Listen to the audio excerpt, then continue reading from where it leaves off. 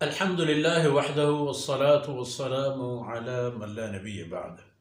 أعوذ بالله من الشيطان الرجيم. هم الذين كفروا وصدوكم عن المسجد الحرام والهدي معكوفا أن يبلغ محله ولولا رجال مؤمنون ونساء مؤمنات لم تعلموهم أن تطؤوهم فتصيبكم منهم معرة بغير علم ليدخل الله في رحمته من يشاء لو تزيلوا لعذبنا الذين كفروا منهم عذابا أليما.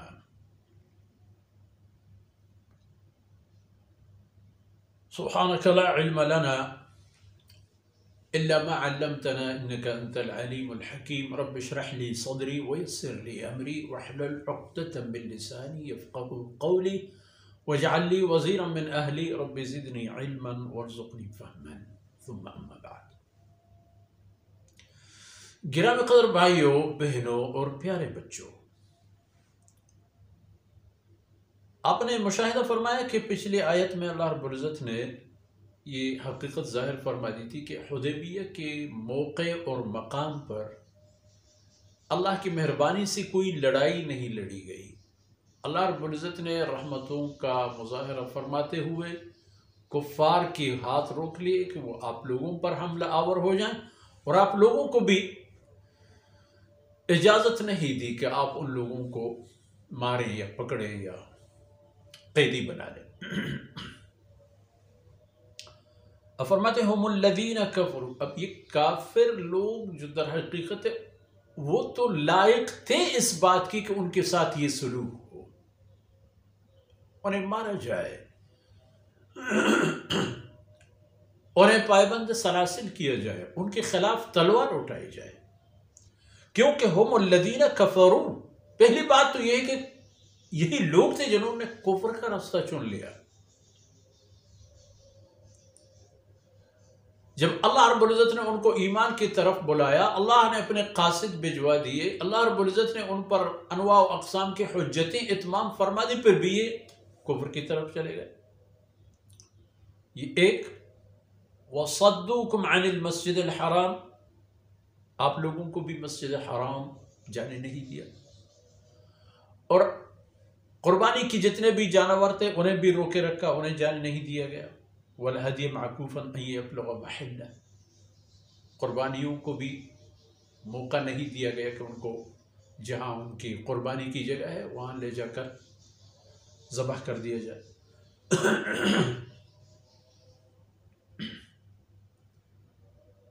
اس لیے حق بنتا تھا کہ ان کو مارا جائے، ان کے خلاف لشکر کشی ہو جائے، لیکن ایسا کیوں نہیں ہوا؟ چند ایک وجوہات اب بیان فرماتے ہیں۔ ایک بات یہ ہے، ایک سبب یہ ہے کہ لولا رجال مؤمنون ونساء مؤمنات، اگر وادی مکہ مکرمہ میں کچھ ضعیف قسم کے مسلمان مرد و عورتیں نہ ہوتے کہ لم تعلموہم، آپ لوگوں کو پتہ نہیں تھا کہ کون مسلمان اور کون غیر مسلم، ان تطؤوہم، جب آپ لوگ جانتے نہیں تھے اور لڑائی چڑھ رہی تھی تو آپ لوگ ان کو روند ڈالتے، آپ کے ذریعے سے انہیں نقصان پہنچ جاتا، نقصان کی صورت میں فتصیبکم منہم معرہ، یقیناً اس بات سے تمہیں تکلیف پہنچتی کہ اپنے مسلمان بھائیوں کو کیوں مارا۔